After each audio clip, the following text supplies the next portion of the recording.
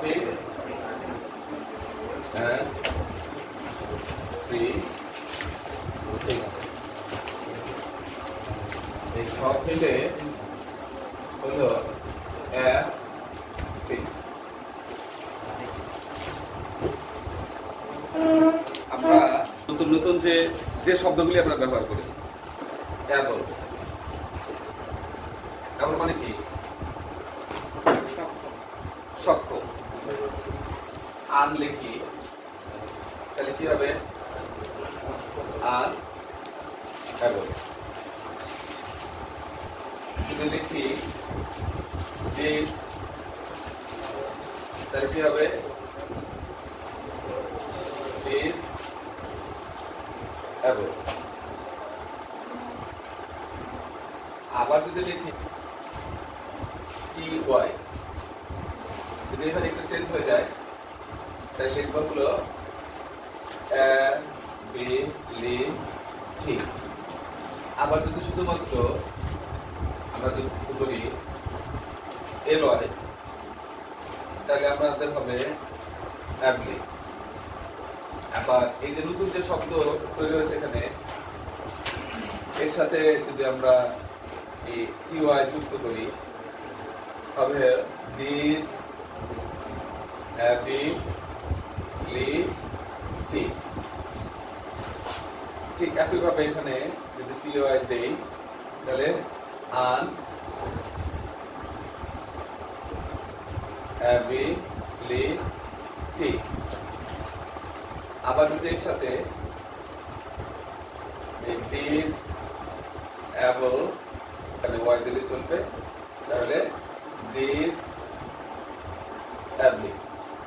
এই যে আমাদের একটা শব্দ থেকে আমরা কতগুলি শব্দ তৈরি করলাম? 1 2 3 4 5 6 7, তাই না? এই সাতটা কিন্তু শব্দ তৈরি করলাম। এই যে শব্দের সাথে প্রথম যেটা লিখছিলাম এই শব্দকে বলা হয় রুট ওয়ার্ড। রুট মানে কি? এই সামনে যেটা যুক্ত করলাম এই সামনে হলো পূর্বে, তাই না? আর এটা হলো পরে যেটা যুক্ত করলাম এটা পরে। এই সামনের ইংরেজি হলো প্রি বা পূর্বে, আর এই পরে হলো সাফ। তাহলে প্রি মানে প্রিফিক্স যুক্ত শব্দের অর্থ হলো যুক্ত করা।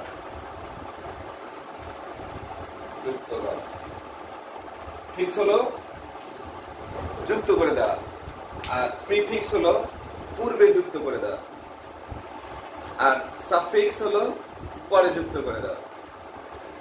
তাহলে পূর্বে যেগুলো যুক্ত হয় সেগুলোকে বলা হয় প্রিফিক্স, আর যেটা পরে যুক্ত হয় সেটাকে বলা হয় সাফিক্স। আর এই পুরো প্রক্রিয়াকে বলা হয়, প্রক্রিয়াটা করলাম এইটাকে বলা হয় অ্যাফিক্সেশন। কিন্তু যেটা পূর্বে যুক্ত করা হলো এটাকে বলা হয় প্রিফিক্স, আর যেটা পরে যুক্ত করা হলো সেটা হলো সাফিক্স। আর এই যে যুক্ত করার প্রক্রিয়ার মাধ্যমে আমরা কি করি? নতুন নতুন শব্দ তৈরি করি। বুঝা গেছে?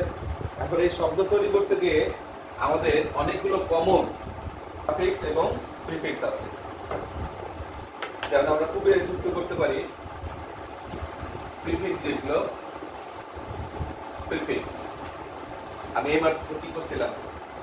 আন করছিলাম না? আন, দিস, ইন, তারপরে ইল, আন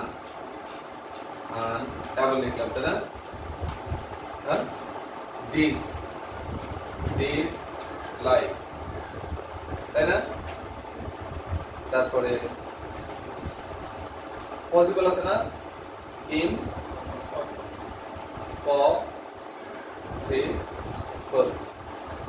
ইল আমরা ইল লি কা রে,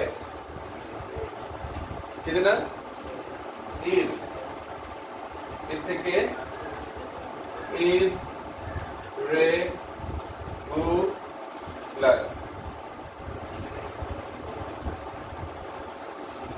তারপরে